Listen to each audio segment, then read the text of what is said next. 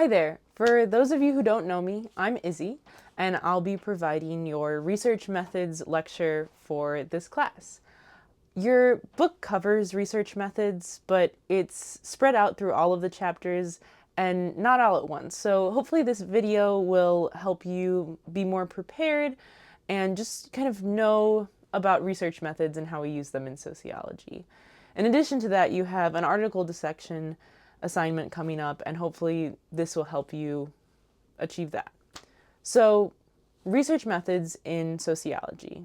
The big question is, how do we gain knowledge? How do we as sociologists study society, right? We talked about this at the beginning of the semester, that sociology is a science. But how do we make sure that that's credible information that we're doing and that we're conducting? And I'm going to tell you how in this video.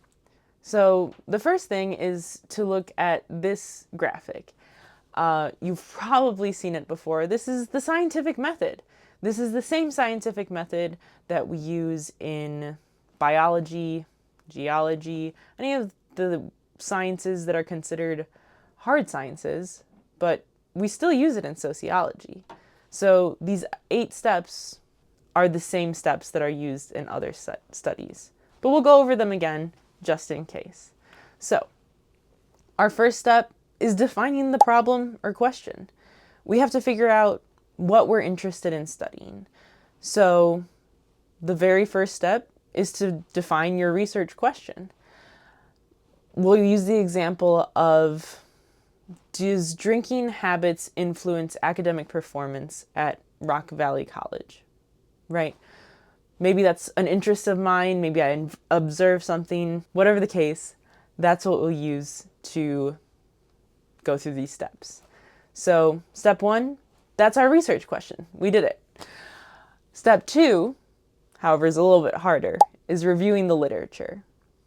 So reviewing the literature is going over every article and study done that has to do with your research question. Unfortunately, you may find that somebody's already done that research and you have to go back to the drawing board. However, in sociology and some other disciplines, it can make it a little bit easier. Maybe somebody's already studied whether drinking habits influence academic performance, but our question is, does drinking habits influence the academic performance of Rock Valley College students? So we're able to do that and take the literature and every study that's done that relates to that to then inform our study. And that is a lot of work, a lot of reading, a lot of note-taking, and that would be reviewing the literature. But now that you've reviewed the literature, you're more informed to do the rest of your study. So going on to step 3, develop hypothesis. I cannot stress this enough. A hypothesis is never a question. Your research question is a question, but a hypothesis is what you think is going to happen in your study. What variables you think are going to do to other variables, right? Your hypothesis in this case would be, maybe you think if you have a higher alcohol intake, you're going to get higher grades. Maybe that's what you think. You have your hypothesis, right? Whatever you think is going to come out of this study. So then, number 4, we choose a research design and method. So how are we going to go about this? We could interview people and ask them what they think, but maybe we'll do a survey. We'll survey as many people as we can at Rock Valley College, and we'll ask them about their drinking habits, how much alcohol they consume, and their academic performance, and we'll come up with all of those questions. So then, on to number 5, collecting the data. After we've decided what to do for our research method, and we've come up with the questions, and we've come up with how we're going to do that, then we put out the survey. We collect that data. We maybe email the students a survey, we put it on websites, all of this, and then we get that data back. We say, fill it out and send it back to us. So then, once we have all of that, we have step 6, which is analyze the data. So after we've taken all of that, we have the data now to analyze, and we look for patterns. We see maybe what answers have to do with other answers, what data is there, and what we can connect to each other. So then 7, develop conclusions. After we've collected our data and analyzed our data, now we have our conclusions. We see what we can connect from our data. So in doing that, maybe our hypothesis was right and we're just really smart, but maybe it was wrong. But a wrong hypothesis doesn't make it poor research. It means you learn something new. It could mean that it's really great research because everybody assumed one thing, but something else was true, right? So we develop our conclusions based on analyzing the data. And then 8, report results and pose new questions. So we have our data, we've analyzed it, we have our conclusions, and then we want to pose new questions for further research and things like that. But we also want to report results in the proper channels. So in sociology, we have a lot of journals. Some of them are very big and some of them are very small, but we want to publish our data that we found. We've done this research, we want to share it, and so we submit it for publication. What happens then is a bunch of other scientists read this publication or review it and send it back to us and say, well, here are our comments. Here's something maybe you missed. We don't like the way you explained this. This isn't making sense. And then we have to revise it. So we revise and resubmit. So we have to take all of those comments, make sure that we address them all, and then resubmit it for publication. And maybe it gets published, maybe it gets sent back again. But that's the rigorous process of getting research published, which just means when you go through this process, the research that you're reading is verified by other scientists. And that's what we call peer-reviewed journals. So when a professor asks you to have a paper with peer-reviewed journals, that's why. It's because these studies need to be reviewed by other experts to tell you whether this is verified research or not. You can't go into a blog and have somebody give their opinion and say, well, that's a fact. This method that we have is great for verifying that we have facts to report, right? So that's the scientific method and each step. Next, we're going to go over some terms that you should know and be familiar with. Maybe you've heard them before. If not, we're going to go over them. So the first one is just primary source collection. So that is when researchers obtain data directly through surveys or interviews or observations, so on. This is when I would do the research. I go and I make a survey and I give it out. Or I go and I interview people directly and I collect that data and I analyze it. That would be primary source collection. Then we have secondary data analysis, which is when we use data collected by others, but applying new interpretations. So maybe I have a research question that I can use somebody else's data for. A great example of this is the census sends out a survey every year called the American Community Survey. They ask a bunch of questions to a large sample of Americans. And maybe I have a research question that I can use their data to answer. And I can analyze their data to answer my research question. So they came up with a survey, but I'm using their data to answer my question, right? So that's secondary data analysis. I didn't do the primary research, but I'm using their information to answer my question. So then we have quantitative data and qualitative data. It sounds similar, so try to keep them distinct in your head. So quantitative data is when we represent research using numbers. It's in numerical form that can be counted. So whenever you see a graph that says this many people voted in this year, that would be quantitative data. It's using numbers. But we can also use things like a Likert scale when it's kind of strongly agree, agree, neutral, disagree, strongly disagree. That's a Likert scale. We would apply numbers to those 5 things, so 1 to 5, and then we could interpret that using numbers. In social science, we're able to use words and then transfer them to numbers in quantitative data. So qualitative data then comprises of information that's subjective and often based on what's seen in a natural setting. So this is more like interviewing or observation, and when we can take people's stories and connect them to each other and find patterns through that. That would be qualitative data, when we're sitting somewhere and observing over and over again and seeing what patterns emerge from that data. So, like we said in the beginning of this course, sociology does not have laws.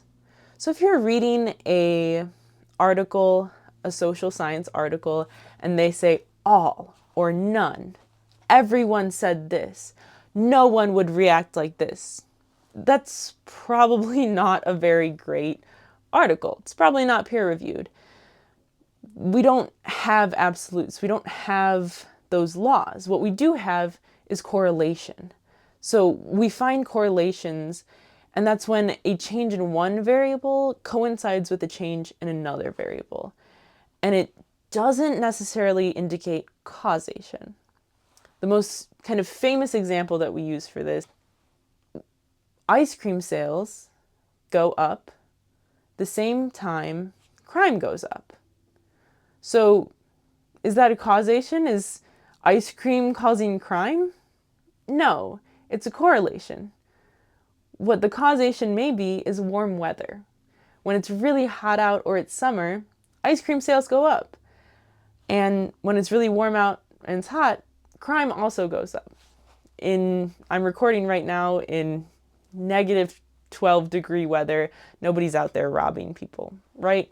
So that's an example of how there's a correlation, but not necessarily a causation. And we find these correlations through the data that we collect and analyze. All right, so then what are we finding a correlation between? Variables. So we have our independent variable and our dependent variable. Our independent variable is the variable in a study that is influencing the other variable. It's the independent variable is causing an effect. It's acting independently. The dependent variable is the variable that is being influenced by something else. So if we look at this chart, we have hypotheses, independent variables, and dependent variables. So looking at math, the greater availability of math tutoring, the higher the math grades. In this case, the independent variable is math tutoring. The dependent variable is math grades. The independent variable being math tutoring can go up and down. Nothing is affecting the tutoring. But the math grades are dependent on the math tutoring. That's how I remember it. A lot of people's brains work differently, so if you can remember it a different way, go for it. But these are some examples of independent variables influencing the dependent variable, right? So then moving on to one of the steps of choosing what research method you're going to have. We have a few different research methods in sociology. The first we talked about being surveys, questionnaires, interviews. These can be large samples where you can send out surveys or questionnaires to a lot of different people and get that data back, like the census does. Or we have interviews where you could sit there and talk to somebody for a very long time and ask them the questions that you want to ask. So those of them are targeted and you're preparing for them and coming up with questions that relate to your research question, right? There's also a couple different types of field research. We have participant observation, ethnography, case studies. So in this case, participant observation is very popular in social science. So we have participant observation and also non-participant observation. So this is when you go out into the field and you sit there and observe, right? What it sounds like, observation. So participant observation would maybe be going into a classroom and sitting in and learning and collecting data on what's happening in that classroom. Non-participant observation would be sitting at the back of the room and taking notes and not necessarily participating in that. In sociology, we don't often do experiments. We want to observe things in their natural state. It doesn't work very well to control people and have everything in a clean white room and expect people to act naturally, right? But there are cases in which we use experiments from other disciplines that may inform our own research. So an example of this would be the Stanford prison experiment. If you've taken psychology, you may have heard of this before, where students were set into guards and prisoners, and they studied the students like that. The research question for that was psychological in nature, but sociologists can take that as secondary research analysis and take the data and answer sociological questions on how that's affected. So next is ethics in research. We have boundaries in sociology. We're working with people. That's really powerful, but also really dangerous. So we have this ASA, American Sociological Association, Code of Ethics, that protect the people that we're working with. And you may ask, well, that's a dumb rule. It must be obvious. Somebody's probably broken it, and that's why we have the rule. So number one is maintain objectivity and integrity in research. Again, sounds pretty intuitive to maintain objective in research, but we have to have that rule. Number two, respect subjects' rights to privacy and dignity. Make sure that when you are talking about the people that you worked with, you're using different names for them so that they can remain private and anonymous if you promise that to them in the study. Three, protect subject from personal harm. We don't want to cause any trauma or any harm to a subject in any form. So making sure you're protecting your subjects. Preserving confidentiality, making sure when we're collecting the data that stays private, that stays on devices that are locked, things like that. 5, seek informed consent. When we're working with people, informed consent is very important. We don't want to ask people if they'd like to participate in our study and then trick them into answering questions that they don't want to answer. We're very upfront about what we're asking people and how that data is being used, and if that's okay. Number 6, acknowledging collaboration and assistance, making sure that everyone that helped you in a research proposal, project, paper, making sure that they are acknowledged. If you came up with a question and somebody else did your literature review for them, you want to say that that person did it so they get credit for their work, right? And then 7, disclose sources of financial support. This is really important. Who paid for the study? If we have a study that says McDonald's Shamrock Shakes are great for heart health, well, who paid for that? Was it maybe McDonald's? Because that changes how we see the study, and maybe what you're reporting is correct or not. So disclosing financial support really helps to keep people objective and keep that integrity up for our research.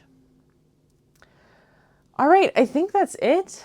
Just if you have any questions, let us know. let Mr. Dozier know, let me know, and be ready for your research article discussion that's due on February 15th. The assignment instructions are on Eagle in the week 5 module in assignments. There's a few articles that you can choose from. Choose the most interesting one. I promise sociology is exciting if you get into it. Don't choose an article you think is boring, but choose an article that you think is interesting, and then you're going to take out different parts. Find the independent variable, find the research question, and that's about it. If you have any questions, let us know.